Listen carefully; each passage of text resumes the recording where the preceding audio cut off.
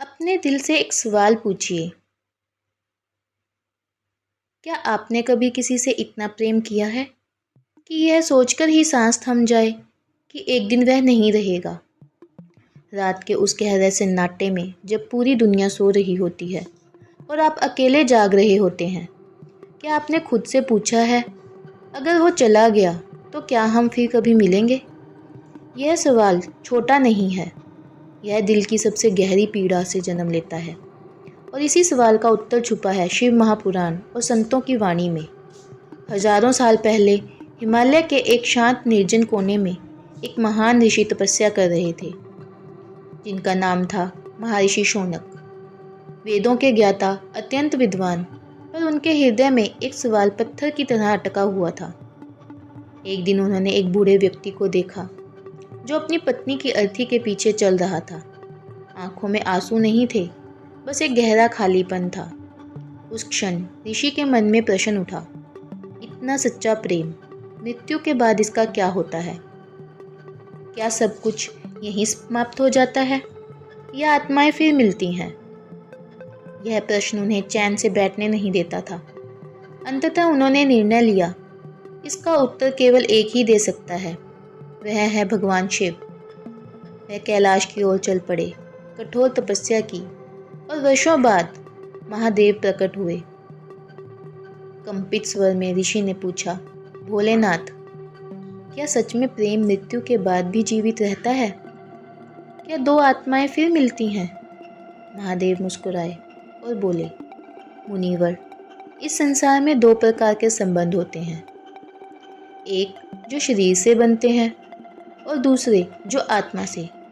जो शरीर से बनते हैं वे शरीर के साथ ही समाप्त हो जाते हैं, लेकिन जो आत्मा से बनते हैं उन्हें मृत्यु छू भी नहीं सकती। जरा सोचिए, हम समझते हैं प्रेम आँखों, शब्दों और स्पर्श से होता है, पर असली प्रेम आत्मा से होता है और आत्मा कभी नहीं मरती। फिर महादेव ने एक कथा सुनाई, एक गांव की, जहाँ पर एक साधारण दंपति रहता था, शिवराम और गौरी। न धन न वैभव, बस सच्चा प्रेम। शिवराम दिन भर खेतों में काम करता और शाम को लौटता तो गौरी बिना कुछ कहे उसके चेहरे को पढ़ लेती। जब गौरी दुखी होती, शिवराम उसके पास बैठ जाता, क्योंकि कभी कभी साथ होना ही सबसे बड़ा सहारा होता है। हर सुबह दोनों मिलकर भगवान का नाम लेते और एक दूसरे के लिए प्रार्थना करते। समय बीता, उम्र ढली और एक दिन शिवराम बीमार पड़ गए। अंतिम क्षणों में उन्होंने गौरी का हाथ पकड़कर कहा, अगर हमारा प्रेम सच्चा है तो हम फिर मिलेंगे। और उनकी सांसें थम गई। कुछ वर्षों बाद गौरी भी इस संसार से चली गई, पर कहानी यहीं खत्म नहीं हुई। महादेव बोले, मृत्यु के बाद आत्माएं अपने कर्मों के अनुसार अलग अलग लोकों में जाती हैं, पर जिन आत्माओं के बीच सच्चा प्रेम होता है उनके बीच एक सूक्ष्म धागा बना रहता है। यह धागा दिखाई नहीं देता, पर कभी टूटता नहीं।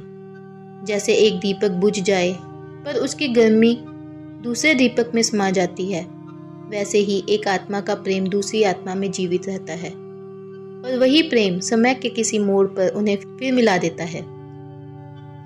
शिवराम और गौरी भी अलग अलग जन्म लेकर फिर एक दिन मिले। पहली मुलाकात पर दिल में अजीब सा अपनापन, जैसे यह रिश्ता नया नहीं बहुत पुराना है। महादेव ने कहा, हर रिश्ता ऐसा नहीं होता। जहाँ स्वार्थ है, अहंकार है, छल है, वहाँ प्रेम गहरा नहीं होता और मृत्यु के साथ समाप्त हो जाता है। पर जहाँ त्याग है, क्षमा है, सम्मान है और भगवान का नाम है, वहाँ संबंध मृत्यु के बाद भी बड़ा होता है। फिर उन्होंने एक गहरी बात कही, प्रेम सिर्फ भावना नहीं, कर्म भी है। यदि आपने अपने साथी को दुख दिया, विश्वास तोड़ा, तो वह घाव आत्मा पर पड़ता है। लेकिन यदि सच्चे दिल से पश्चाताप करें, क्षमा मांगे और बदलें, तो वही बंधन और भी मजबूत हो जाता है, क्योंकि क्षमा संसार की सबसे बड़ी शक्ति है। और अंत में महादेव बोले, जिस घर में प्रेम है, सम्मान है, करुणा है, वह घर ही मंदिर है। तो आज बस एक बार अपने दिल से पूछिए, आपका रिश्ता कैसा है? अगर उसमें सच्चा प्रेम है तो न समय न मृत्यु आपको कभी अलग कर सकती है। आज आपने आज अपने जीवन साथी को देखिए और मन ही मन में कहिए, तुम मेरी आत्मा के साथ हो, इस जन्म में भी, हर जन्म में। बस इतना ही प्रेम काफ़ी है। जय श्री हरि, जय श्री महाकाल।